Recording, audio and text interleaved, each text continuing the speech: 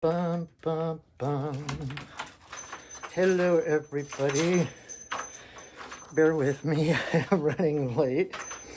I actually would have been on time, and then I forgot my phone in the car. I had to run all the way back to my car to get my phone so I could do the video. So, taking a breath. I am here in my lovely office in downtown Renton, Washington. Just getting stuff ready, getting Sasha the snake in front of the door to keep from smoking out the rest of the building, especially since one of my fellow practitioners here has asthma. I don't want to let my smoke of blessings be to the detriment of someone else. So, hey, okay. Take it off my jacket, see if I can do that one-handed while I hold my phone. So welcome everybody. If you're wondering what the heck is going on, I am Patrick, and I am the owner of Perchinglo Studios, the Facebook page that you are currently on watching this. If you're watching this currently, well, I'm actually live, and I am just running a little bit late and getting set up, but I am here. Let's see. Just got into my office. I just got Sasha the snake set under the door so that the smoke doesn't billow out. And now I need to just get ready. So thank you for joining me.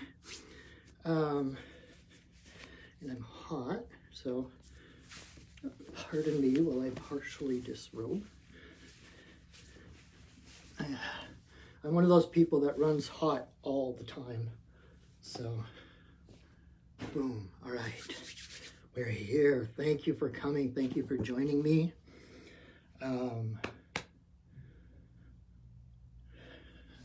Just gonna take a chai, sip a chai. All right, so what we are doing, what you have come here to enjoy is a sacred pipe ceremony. And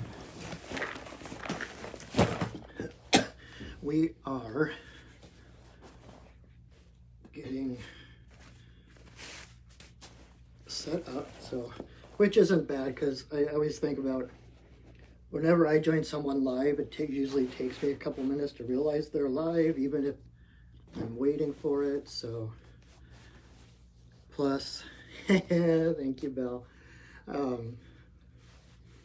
Plus, it's kind of like, you know, if you tune in early, you get kind of the DVD behind the scenes kind of access. You see how get to watch me set up and not just get the whole picture of when everything's all together and figured out. But I figure being a shaman is kind of like being a wizard. And like Gandalf says, a wizard is never late, nor is he ever early. A wizard arrives exactly when he means to. So, you know, there is no late. And how can, like, actually the woman who taught me about the pipe, her name is Tess, she's the prior owner of Stargazers in Bellevue, and she was talking about that one time, saying like, how can you be late to your own life? It's like you are the center of your life.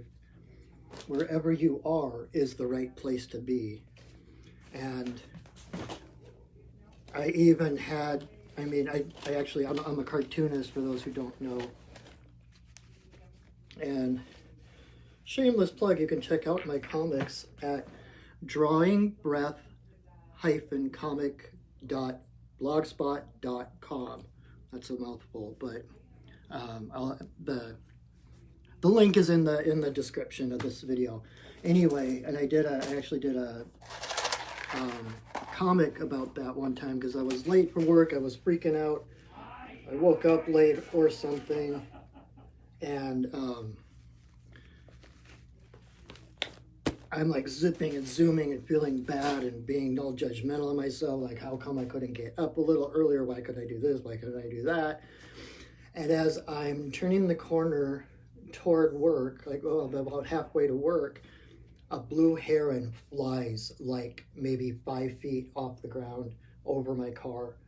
And it's just like, okay, if I had been on time, according to the clock, I would have missed that appointment with Blue Heron. But because I was exactly where I was supposed to be, I was there to appreciate this gorgeous, huge bird flying just so close to me. And it was like, okay, I'm not late. I'm just on a different calendar. So I am here where I need to be when I need to be, and you're here too, and that is awesome. Thank you, thank you, thank you. So, still trying to ground. It wasn't all in a rush, so. And it's funny because I say I'm not used to just, well, I mean, I should be by now because I've been doing these videos for a while, but it's like I'm talking and chatting and just kind of narrating what I'm doing, and there's nobody else to, like, I don't get that feedback like from anyone. I don't have like someone just told me that only 7% of our conversation, of our communication, is words. And it's like, so there's like 90 some percent of our communication is body language, facial expressions, intonation, all that. And so I have none of that. So I'm just kind of like, just in this sitting, to me, I'm just sitting in this little tiny room, talking to myself. But I can get away with that because I'm a shaman. So I always have my spirit guide. So I'm always talking to myself.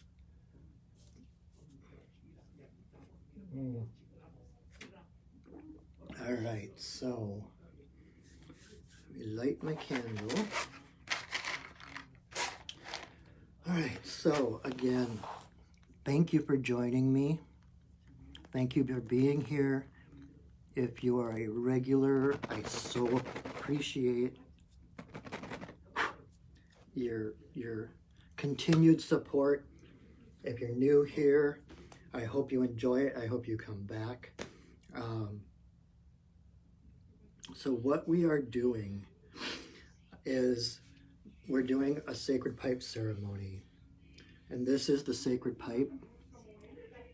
And I've got people, I hope you can't hear that as well. Got people outside my door talking and laughing, which is bad. So this is the pipe. You might know it as the peace pipe, according to Hollywood, but this is the sacred pipe, and it was given to the Lakota people 19 generations ago. And it was given to them by White Buffalo Calf Woman. And I haven't told the story for a while. She was, oh cool, I got a cat whisker. Bonus. My beloved Kira.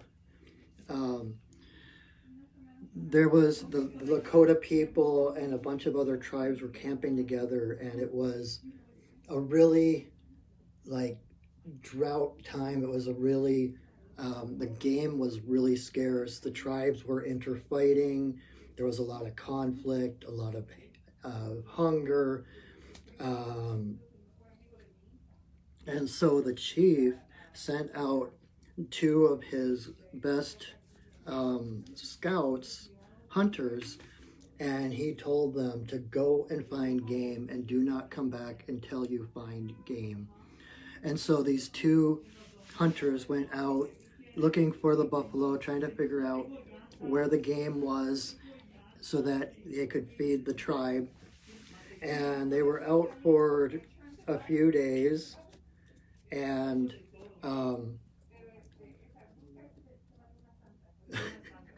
Sorry, I'm being distracted. I can hear people in the outside. And when I say, hey, you guys.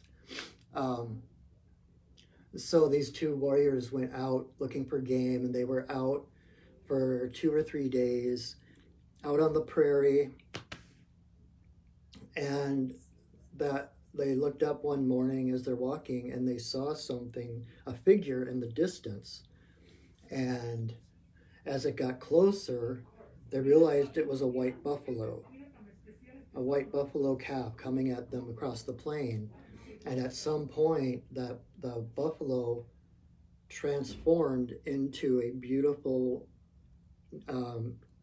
Lakota woman.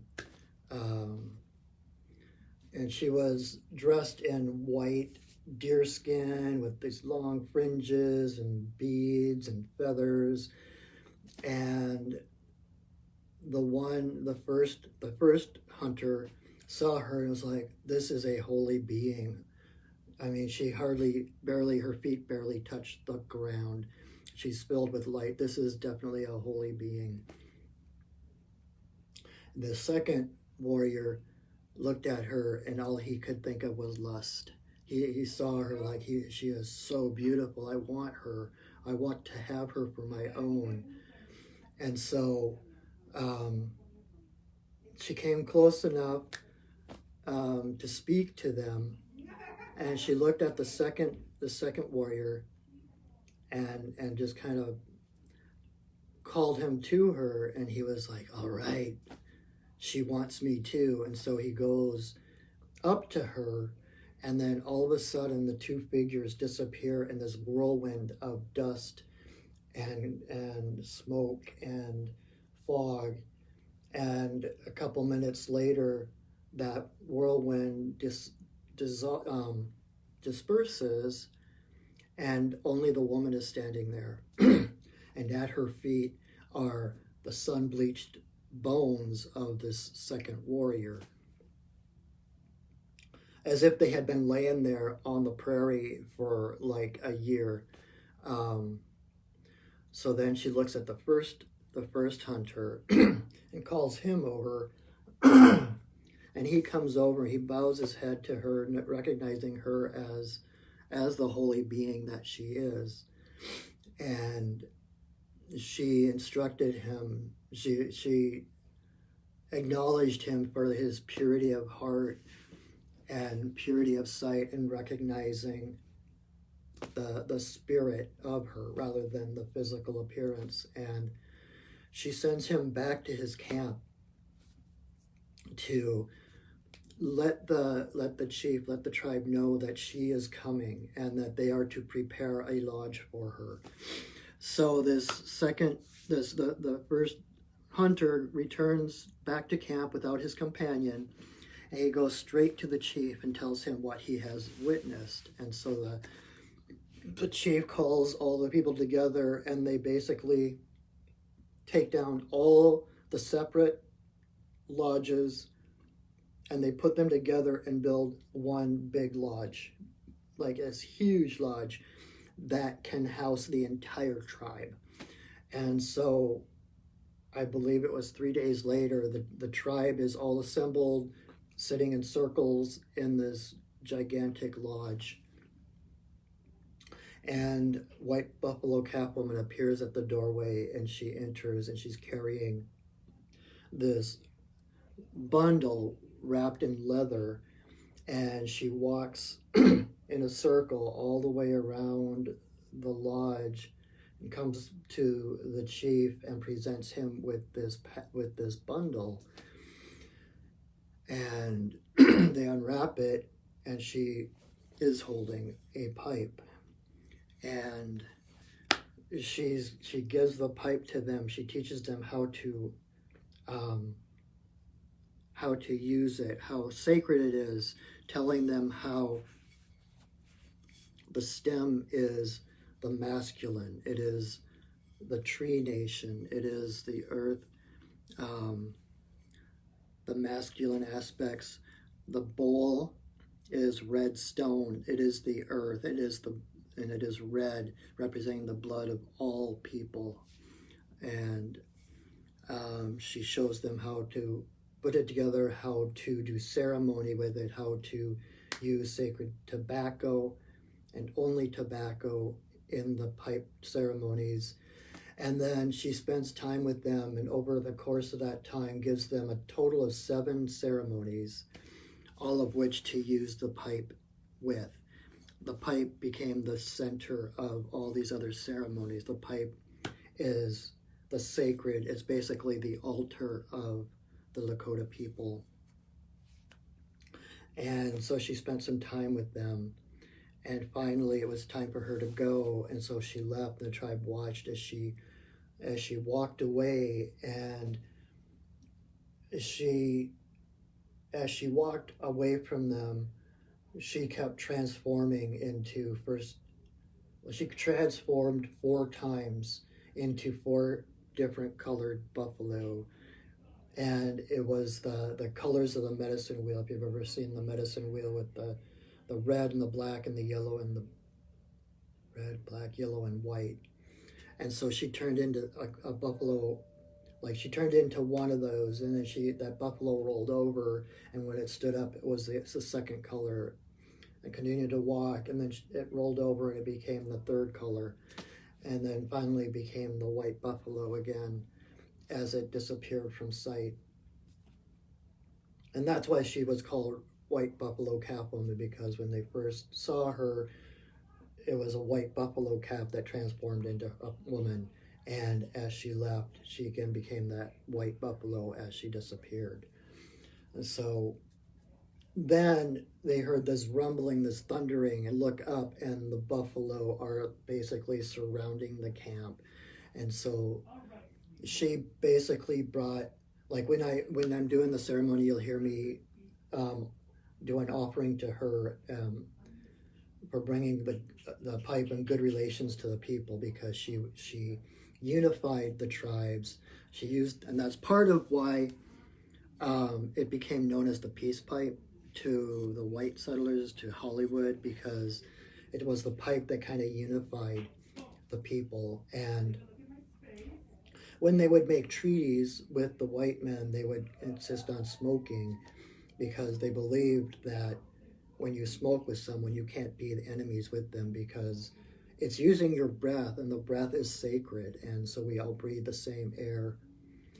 And so you're breathing in the smoke and you're breathing out the smoke, and then the next person's breathing in that smoke and breathing out. It's like it's the connection and the unification of the people that are partaking in the smoke. That's why I say things like, come smoke with me, because it's like, please come join my circle. Please come sit with me, talk with me, connect with me. It's a very sacred union. And so that has been handed down for 19 generations through the Lakota people. Other tribes have pipes as well, and they have other traditions and stories with them. That's just the one that I know, the one that I have had. I am not indigenous myself, but I have had a number of Native American teachers. And even though I'm out here in the Pacific Northwest, where I've had those teachers, it's like, it seems like all of the Native American teachers I had were Lakota, which are more like Midwest. And so that is the tradition I have learned, and what my teachers have taught me. And the other thing about the unifying force of the pipe, the stone, the pipe stone, it's called catlinite, and it's this beautiful red stone, and it's soft, so you can carve it. I actually carved this myself. It's my perching wolf. See the wolf with the wings. And it is only found in one place in Minnesota. The town is actually called Pipestone, Minnesota. It's in kind of southern Minnesota. And it's the only place, well, actually, I think there's another place somewhere that it can be found, but it's like one of the only places that stone can be quarried. And so it became kind of sacred ground. It became that one place where all the tribes could come and there was like a truce, there was a peace, an understanding that this is sacred ground. We have no fights or quarrels with anyone else while we are on this ground. And then all the tribes would come to that place to quarry the stone for their own pipes. And so it's it's very much about the unification. And like she said about the red of the stone reflects the red of the blood, no matter what race we are. I even hate saying that race. It's like we're all one people, and that was kind of the point of the pipe and bringing people together. So that is what we are doing tonight. That is the story of the pipe. I hadn't told that for a while. Another sip of chai. And to this day, Arvel Looking Horse, I think that's his name, is the chief of the Lakota, or he's the one that is, he still has, he's the 19th generation keeper of the pipe that White Buffalo Calf Woman brought to them. So he still has the original pipe that was given to the people by White Buffalo Calf Woman. And like I've said before, like 12, 13 years ago, something like that, White Buffalo Calf Woman came to me in a meditation and then appeared to me when I did I was doing a vision quest, and I was really self-conscious about doing a Native American ceremony being white. And I did a meditation. I did kind of a shamanic journey. Actually, no, it was really more of a meditation, and I just sent out the intention to White Buffalo Calf Woman. And I thanked her for allowing me to take part in one of her ceremonies, even though I wasn't one of her people. And this was totally unexpected, but all of a sudden in my mind's eye, it was like, boom, she was there. She was like there. And she looked at me and she was like, you are one of my people, as if I had, as much so as if I had given birth to you myself. And oh my God, I still get kind of choked up. So that was a huge, huge thing. That was like 12, 13 years ago. And I didn't realize the scope of what I would do with her. And then I did my vision quest not long after that with her full consent and permission. And she came to me again on my vision quest, and she told me that my path was to be shared, that I was living my life to be shared with other people, to help them find their paths. And she mentioned that being the eclectic, like borrowing from different traditions, not in a cultural appropriation kind of way, not like claiming things or whatever, but learning things. And she thanked me for taking that traditional ceremony and being able to adapt it to one that was meaningful for me. I kind of tweaked some of the things, some of the elements of it. But it's kind of like knowing, I've always had this good sense of what is essential and what the trappings of that essentiality is, what trappings of it can be shifted or adapted or changed. So there were a couple of things I did differently, like introduced things that had more meaning to me personally for my vision quest that didn't have as much, like that the original item or object didn't, but the whole, like the spirit of the ceremony was there. And kind of like they talk about living this, like the spirit of the law rather than the letter of the law. And to me, tradition, and this is coming up for me so much lately, tradition is meant to serve the people. And tradition, we need the people who hold the tradition, that hold the roots of tradition, that know the old ways, that know all the old ceremonies and all the ABCs of all the things that we do. And then we need the people who take from that and adapt it to be meaningful to today's people. So it's not an either or thing, it's a both and. And I saw this. I guess this is my subject for tonight. Just as I ramble, I heard an interview on the radio one time. It was on St. Patrick's Day, and they were playing a lot of Celtic music, and I'm Irish, so I love Celtic music. And I think it was someone from the Afro Celt Sound Machine, where they kind of blend African music and Celtic music together. And the interviewer was asking them, like, what do the traditional Irish Celtic people think about you? And he was like, oh, they hate me. They're like, they think I'm treading on tradition, that I'm snubbing them, that I'm dancing on their graves, that I'm, and the guy said, well, how do you feel about them? And he's like, I love them. I need them. He's like, if it weren't for them, I would have no reference point with which to explore. He was like, my music would be meaningless without their existence, because it was they held the roots. They were the basically the trunk of the tree, and he was the branches branching out in different directions and expressing in different ways. And so I find myself in that same kind of role as I take traditions and honor the ancestors, honor the elders, honor the traditions that were, and then see how we can bring that meaningfulness into today's world and make it.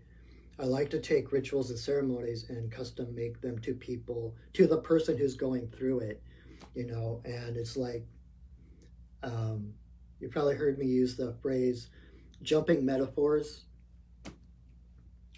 When you realize that it's all based on love, that all religions, all faiths are based on love. That is the center of all religions, all spirituality. One creative source, and that source is love, whatever name you want to put on it. And so when you realize that, then you can talk to different people in their own language. Like the example I use is where I actually heard that phrase was in a death midwifery class. They were talking about doing being there, helping someone to pass in a sacred way. And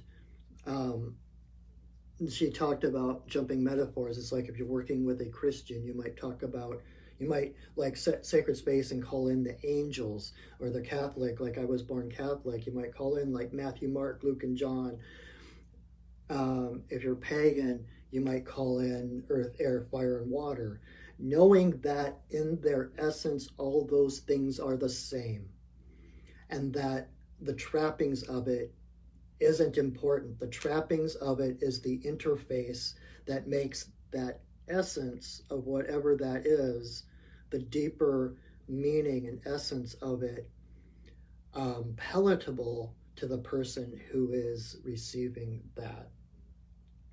And so whereas a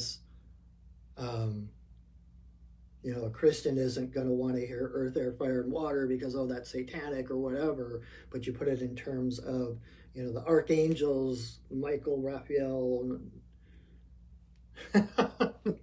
I started almost naming off the Ninja Turtles, but and when you realize that it's all one thing, you could call in the Ninja Turtles as the guardians of the different directions. It really doesn't matter. And that isn't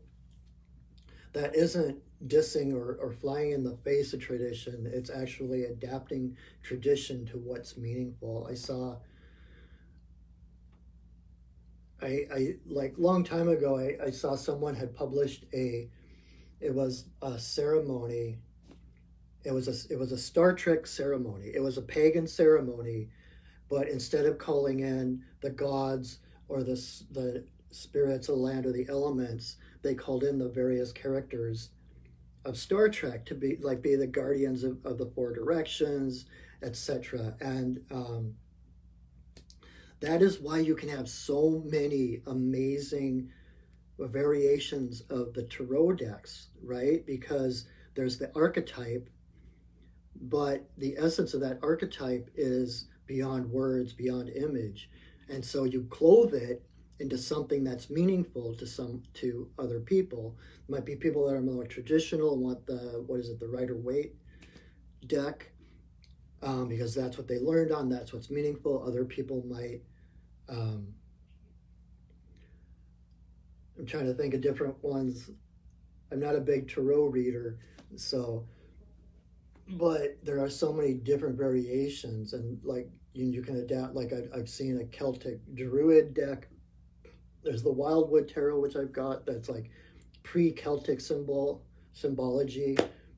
But when you know the essence of something, you can use whatever, you can clothe that in whatever symbology is appropriate. And I actually one time had an art project that I drew a couple of my own, like if I had my own tarot deck, what would I draw?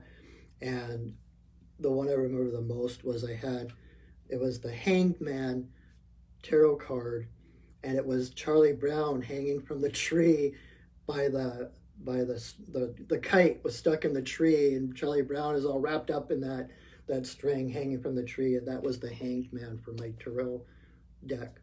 So that is, I mean, that's the stuff that just gets me giddy. I love reclothing things, resurfacing things, knowing that it's the heart of it that is the important part. And so whatever your personal mythology is, whatever symbology is meaningful to you, that is the thing to focus on, because it's your own personal mythology, your own personal symbology. Like you could have an animal and you could have 5 different people, and that animal means something different to all 5 people. And you might look in the books, and like I do my medicine card readings where I tell you, okay, this animal means this, blah, blah, blah. But that is just meant to be a reference point, because there are other deeper connections. Like all 5 people would have a different connection to that animal. That animal showing up in their life in whatever capacity can mean 5 different things, something different to each person. And so it's a valuable thing to learn your own personal mythology, to pay attention to your own heart, it's like those dream dictionaries and such, where you're like, oh, I dreamt about this, look it up in the dictionary to see, oh, it means this. Wait, I don't know if that resonates with me. It's like, it's more important to ask yourself, what does this thing, or what does this animal, or whatever it is, what does that mean to me? How do I feel? Do I feel uplifted? Do I feel threatened? What is it that means to me? And then build your own. We don't have, it's not like, we're not like the ancient Egyptians, we're not like the Persians, we're not like the Incans, whatever culture you want to name. We don't have an overarching mythology right now. And so it's kind of, it's freeing on one hand, and it's kind of debilitating on the other hand, because we don't have the universal symbols that we normally, that other cultures had. But that gives us the opportunity to build our own mythology, to pay attention to who our heroes are, whether it's a living person or a movie character, a cartoon character. I've talked before about how important Xena is to me as in my own personal mythology, and how she basically saved my life, literally. And that is part of my own personal mythology. And so she became, there are people like I had her up on a screensaver one time at my old job, and some guy comes in, he's like, ooh, hubba, hubba, hubba, kind of thing. And I'm just like, no, dude, you don't get it. Because to me, she embodies my warrior spirit, and that ability to let go of your demons, to face down whatever you did in the past, whatever guilt or shame or, evil things you did in the past. You always have the opportunity to change your ways and live differently. You're not trapped in the past. And she started exactly when I started having panic attacks and having like extreme anxiety.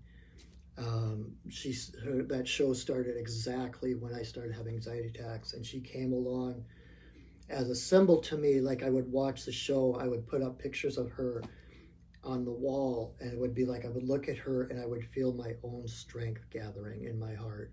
I would feel she embodied for me what it meant to be a spiritual warrior.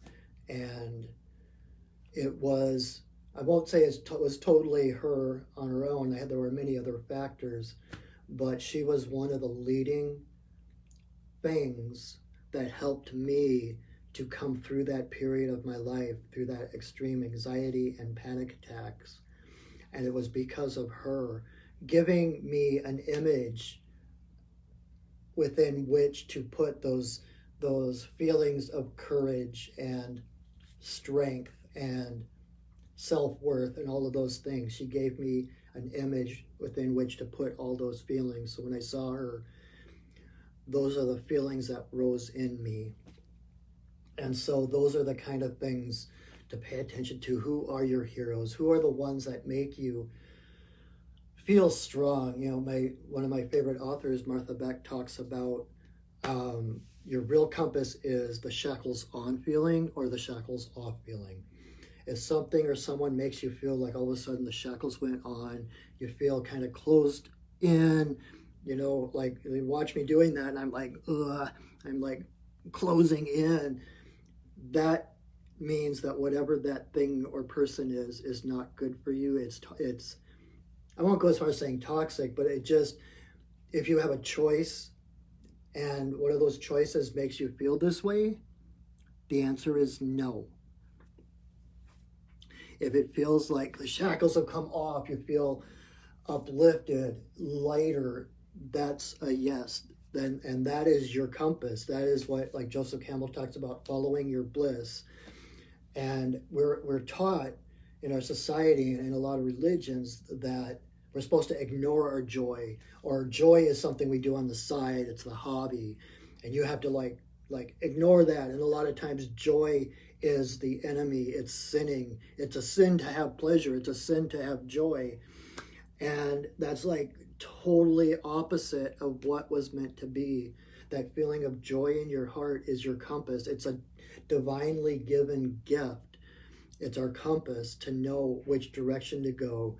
And your heart will never lie to you. It's like always go toward the feeling of upliftment. Go toward the feeling of joy. Whatever makes your heart sing, that is the direction to go in. And even if it looks like an impossibility, even if it looks like your mind will come up with all kinds of reasons and excuses not to do it. Oh, that's not realistic. Oh, who am I to do that? But if your heart says to go that direction, go that direction. Because again, like Joseph Campbell says, like if you follow your bliss, where there will be doors where before there were only walls. It's like following that joy is what opens up gateways that you don't even know exist. So always follow your joy. Always go toward the shackles off feeling. And know that if you're feeling like the shackles are on, that is not a punishment. You're not meant to dwell in that. That is not the direction you're supposed to go in. You're not supposed to just survive this life. You're supposed to thrive. You're supposed to dance through your life. You're supposed to enjoy your life. Do those things that uplift you and fill you. And that is how we heal the world. The more people we have walking through the world empowered and impassioned, following their passions, then we become self-empowered and we don't have the power struggles. I don't need something from you because I know how to fill myself up.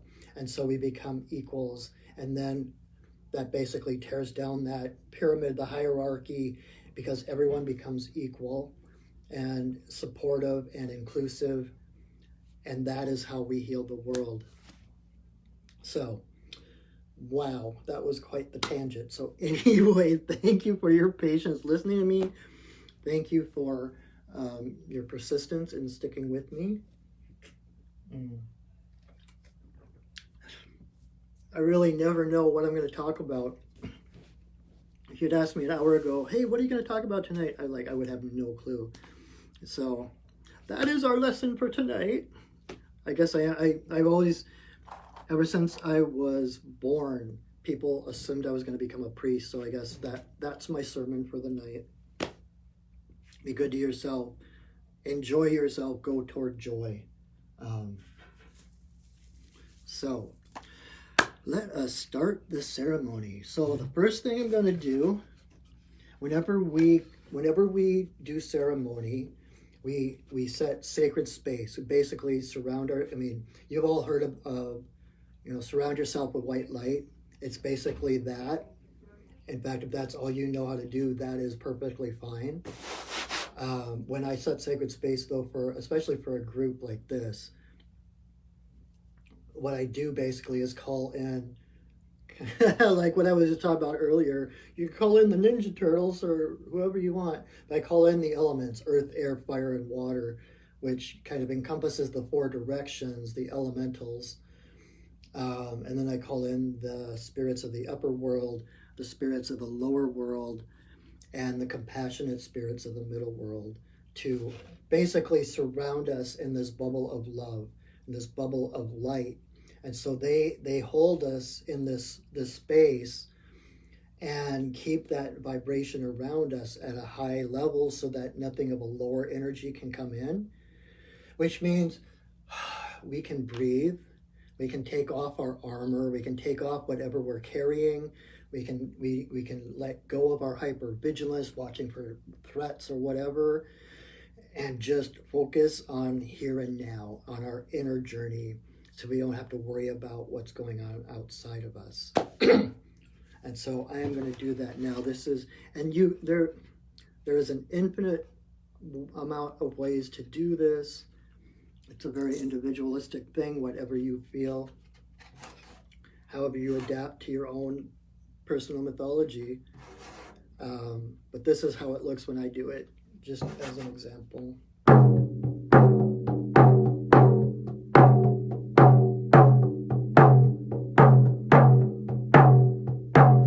Spirits of the earth, spirits of the air, spirits of the fire, spirits of the water, spirits of the upper world, spirits of the lower world, compassionate spirits of the middle world, the Fae, the spirits of the land, the ancestors of the land. Thank you for your presence. Bless us with your love and your light. Thank you. Oh. Did you feel a shift in energy? As I called in the directions, especially working shamanically, working as a shaman, you see the universe. The universe is a hologram. Space and time are an illusion. And so when we realize that, especially when we're doing ceremony, kind of stepping between the worlds anyway to do ceremony, time and space really don't matter. So when I called in that space around me, you are included in that space as well. We are basically, essentially in the same space right now between the worlds. And even if you're watching this in repeat, if you're not watching it live, you are still included in that space. It's like beyond time, beyond space, right here, right now, where we are. Whether this is a live video to you or you're watching it repeat, your energy is essential to the ceremony going on right now. So thank you, even if you're not watching this right now. And I always can breathe better when I do that. So try to drink my chai before it gets cold. So what I'm going to do, we're going to do the pipe ceremony now. And if you've never seen one before or been to a pipe ceremony, I'll give you a quick tutorial on what it's going to look like. I mentioned earlier, but if you came in late, this is the sacred pipe. The stem is basically the divine masculine, and the bowl is the divine feminine.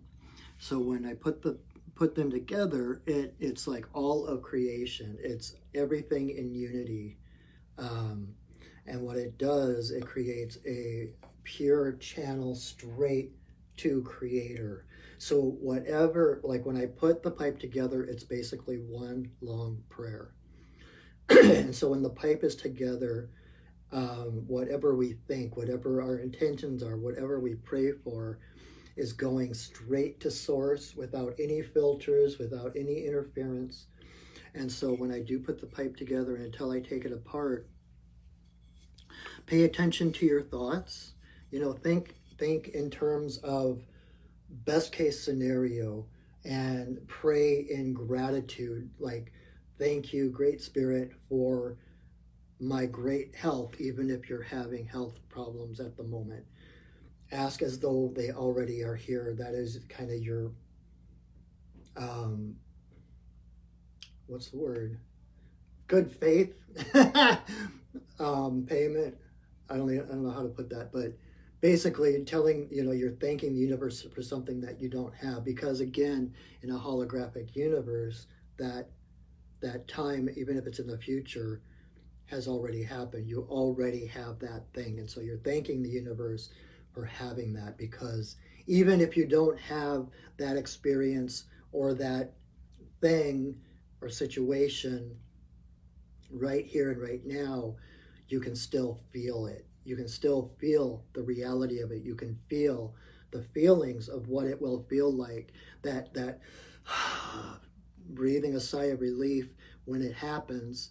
You can feel that right now without that. Those feelings are not dependent on the physical object or situation. And it's by feeling those things before it arrives that brings those to you even quicker. So anyway, so when the pipe goes together, I'm gonna, that's when the prayer starts, and it lasts until I take the pipe apart. The first thing I'm gonna do is I'm gonna light up some sage and some sweetgrass to smudge everything on my altar here, including the pipe. And the reason I do that, I do sage and sweetgrass if I can, if I've got the sweetgrass handy, because what the sage does is it neutralizes energy. It cleans the energy. It clears the energy, and so it like clears the space. And then, nature abhors a vacuum. We just create a vacuum with the sage. And so then I also burn some sweetgrass, and you can burn like lavender or all kinds of different things to fill that space. Sweetgrass is said to be the love of Mother Earth. And so I use both of those so that the sage clears the space, and then the sweetgrass fills that space with the energy of love. And so by filling the space with love, with positivity, we don't have something else come in by default because there's this open space there. So anyway, that's why I do that. I smudge everything on my altar, and then I will say a prayer, and I will put the pipe together, and then I will put 4 pinches of tobacco into the bowl, and you'll hear my prayers when I do that. And then I have a song that White Buffalo Calf Woman taught me that is kind of the power song of my pipe. And so I will sing that then, and then I will light the pipe, and I will blow a smoke blessing, a breath blessing into all the directions that I called in the spirits earlier. And then I'll blow a breath, I always stumble over my words, breath blessing straight to Creator. Then I will hold the pipe, the stem to my forehead, the bowl to my heart, say a silent prayer. Then I will come back and probably need to relight the pipe, but then the first puff I take, I will blow it at my camera, and again through the magic of the holographic universe, through the magic of the internet, it will come straight from my heart through my camera into your heart. So that is my blessing for you. And then I will continue to smoke and to blow breath blessings to different things, different intentions I have, different intentions for other people, etc. And interspersed with just sitting quietly in meditation, blowing more breath blessings. So during that time, feel free to do whatever it is that you do to connect to spirit, to whether you believe in Great Spirit, Creator, God, or just your higher self, or whatever you do to align with that spirit, do that. You can chant or meditate or pray or sing or do yoga or Tai Chi, whatever it is that connects your heart to Creator. That's your assignment during this time. And feel free to do whatever that is. That is why I created this space. That's why I started doing this back when the pandemic started. Was to give people a space once a week, middle of the week, to just let down, to be able to breathe, and to be able to sit together in sacred space, to connect. That is why we are here. So then I will say another prayer, there's another song, and then I will take the pipe apart, and that will be our ceremony. And then I'll probably ramble on for a little bit longer, and you can stick around for as much as you want. You watch this in repeat, whatever. But again, thank you so much. Thank you for joining me. All right, so take another sip of chai before I start singing again.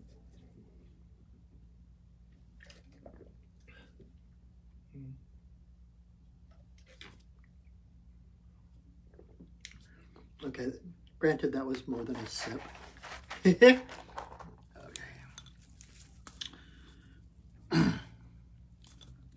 Light. Oops, sage.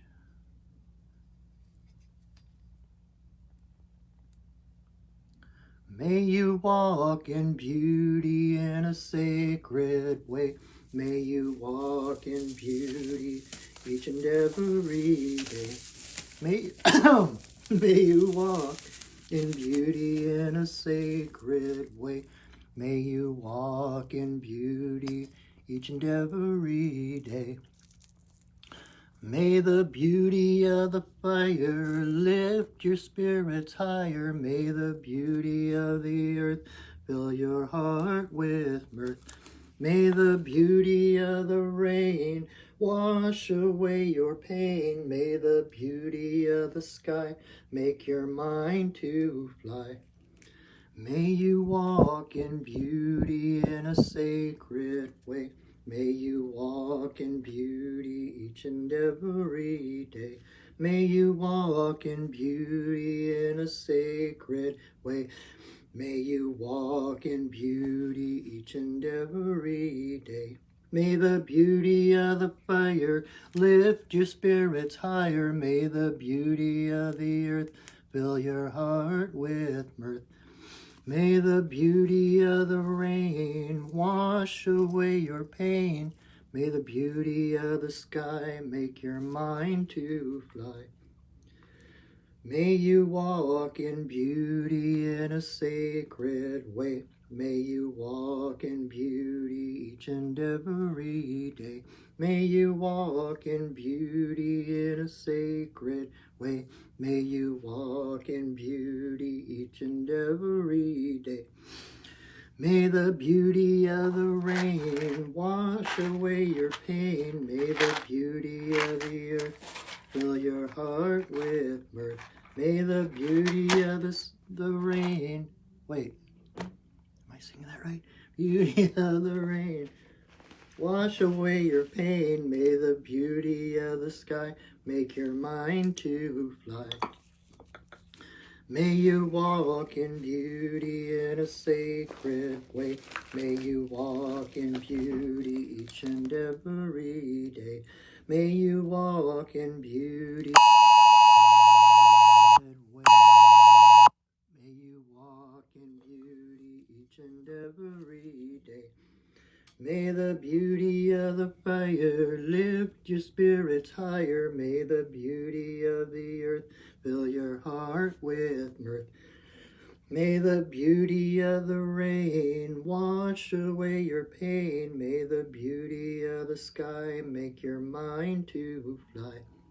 May you walk in beauty in a sacred way. May you walk in beauty each and every day. May you walk in beauty in a sacred way. May you walk in beauty each and every day. All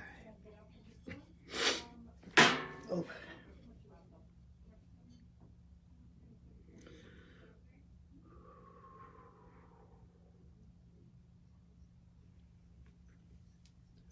Grandmother, grandfather, eagle, I send a voice. I ask permission to smoke in this place at this time. All my guides and guardians, watch over me as I smoke.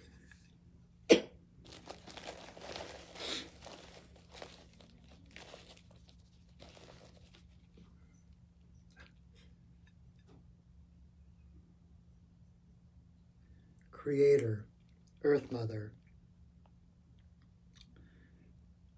Tawabin, Shanadisi, Magikiwis, and Waboose, there is always room for you in my pipe.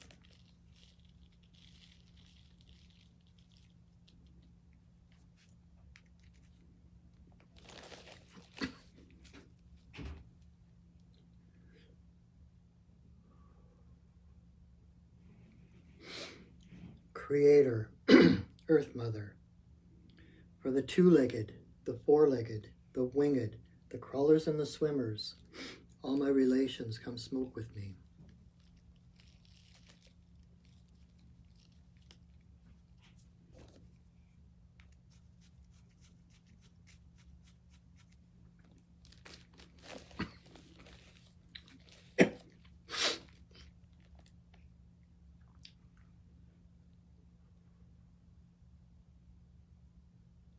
Grandmother Moon, Grandmother Ocean, to the energy of birth, growth, maturity, the spirit realm and our ancestors, may all the passages of our lives be in harmony and grace.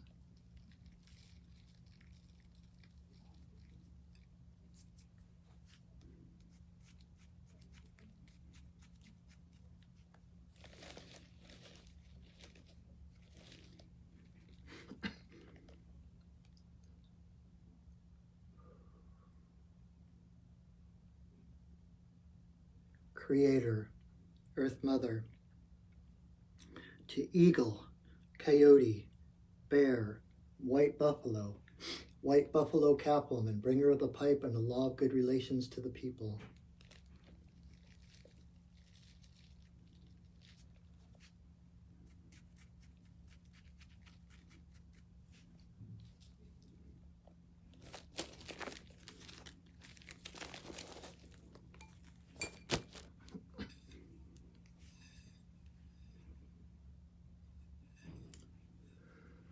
Okane Bayama, Okane Bayama, Okane Bayama, Okane.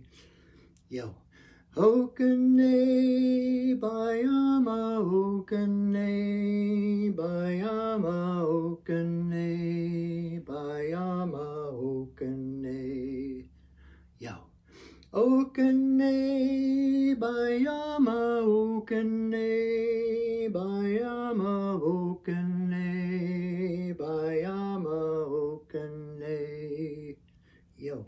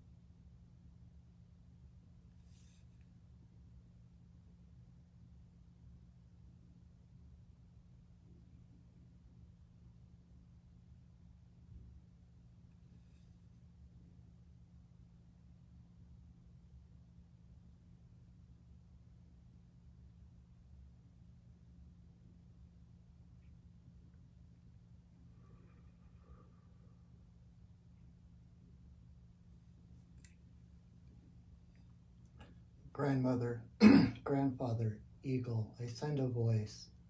I thank you for our lives. I thank you for our paths.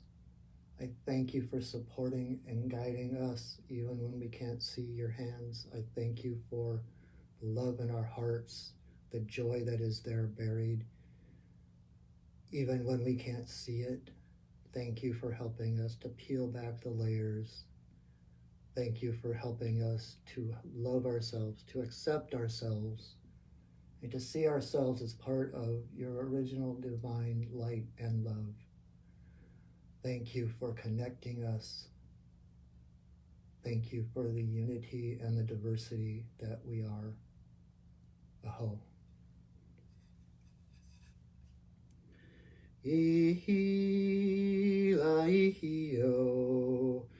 Ihi la ihi o. Ihi la ihi o. Ihi, ihi, ihi la ihi o. Ihi la ihi o. Ihi la ihi o. Ihi.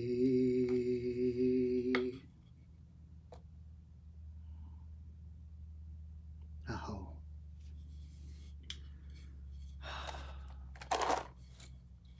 Awesome. I needed that today. I definitely needed that today. I hope that was good for you as well. I hope you enjoyed that. I hope that my intention in doing this is to help you as well as me to find that still point in the middle of the week, to find a place of just being rather than doing, because who we are by just existing in this world is so much more important than what we do. Who we are is the seed of what we do. So if we seek stillness, if we seek silence, we seek alignment, then everything we do from that place is in harmony with the rest of the world. And it is so much more powerful than putting what we do in front of who we are, because then we're empty shells just running around trying to fix things and put things together and whatever. But really, your greatest importance in this world is who you are. It is that you are. The world would not be the same without you. The frequency, the light that you bring to this world is essential for the world. The world would not be if you were not here. So thank you, not just for joining me in this circle, but for joining me in this world at this glorious point of history. There's a lot of stuff in upheaval, but I am so optimistic. It's like it's the necessary changes that are taking place. It is the upliftment of the awareness of what's truly going on, of our place in the universe,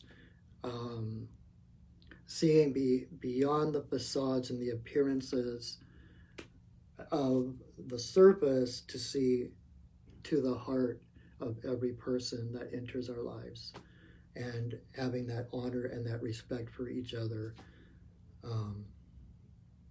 That is so beautiful and necessary. So thank you for joining me in this space. I think that's all I need to say tonight, actually. So I will release the directions. And if you did find tonight helpful, please join me next week at the same time. I do this every week. I've done this every week since close to the beginning of the pandemic. And I intend to continue this as long as I can whatever. And eventually, once the pandemic has lessened or cleared or whatever it's going to do, I do intend on having these live. So if you're in person live, not live online, but if you're local, I look forward to being able to be in the physically same space as you as well. And if you did enjoy this, please share the video if you feel like it. If you have other people, friends, family that might get something out of it, please feel free to share the video, invite them next week, and if there's anything I can do to help you through these glorious yet turbulent times, please let me know. I am, as a shaman, as a pipe carrier, it is my duty and my joy to help others empower themselves. And I am here to support you through these very strange times, through these weird, unprecedented changes that we are going through. And so feel free to check out my website at perchingwolfstudios.net and see what shamanic services I offer, or if there's something there that resonates, or if you just want to ask the opinion or the insights of a shaman, let me know. We can set up a session and I can journey to my guides and see what their advice is for you, what your next step is, whatever. Or I do, like I mentioned, the medicine card readings I do. I have lots of tools in my toolbox. I've got lots of experience to offer and to share. So I am a resource. It is, the job of a shaman to support the community. So support me in supporting you. So I think that's it. So thank you again. Let me release the spirits that have been holding space for us.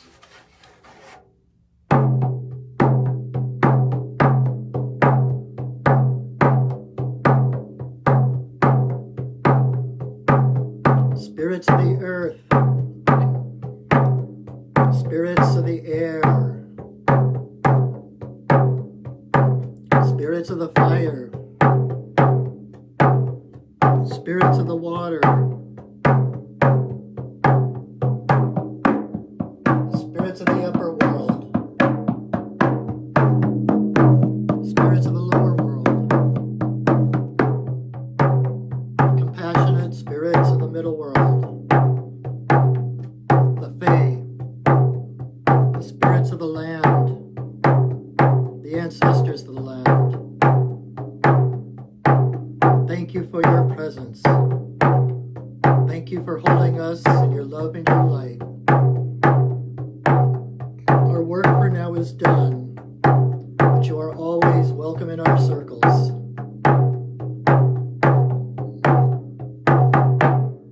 Oh. All right, my friends. Thank you again so much for joining me, for meeting me in this space. I do, believe it or not, feel your energy. I feel the love. I feel that connection. I am so honored that you would join me. And I will see you next week, hopefully. Invite your friends. Also, I do another live video every week on Monday evenings at 7:30 each Monday night Pacific time. And I do miniature readings. Like with the medicine cards, I pull 3 cards, and the medicine cards that I use, each card has a different totem animal on it. Each animal has a different medicine, energy, symbolic meaning. And so I pull 3 cards, have you choose a number between 1 and 3, or 2 or 3 numbers, whatever you feel. And then I do a reading of each card, and whichever number you chose that corresponds to the card gives you a little bit of guidance at the beginning of the week of what you might need to pay attention to, or to kind of give you a boost. I try to be a cheerleader to help you realize how good you are doing. Okay. So join me for that if you can, or I will hopefully see you here next Wednesday night. You can follow me on Facebook or on Instagram. I'm Perching Wolf, or you can check out my comics and also my blog. I'm starting to write in my blog a little bit more again, and that is goldenthreadroad.blogspot.com. Again, I have the links in the description of the video. And if you want to watch this video again, I will post it to my page, to my Facebook page, my Perching Wolf Studios Facebook page, as well as my YouTube channel. So you can check out my YouTube channel too. I keep posting all of these ceremonies there, all the readings that I do, the miniature readings on Monday nights there as well. So feel free to use that as a resource for guidance, for peace, whatever it is that you need. And I guess that is it for tonight. So I thank you again so much for being with me, for joining me, for supporting me in my work. And until we see you again, know that I love you, that I honor you, and that I see you. Yes, I see you. All right, my friends. Until I see you again, have a wonderful, wonderful week, and go shining. All right? All right. Bye.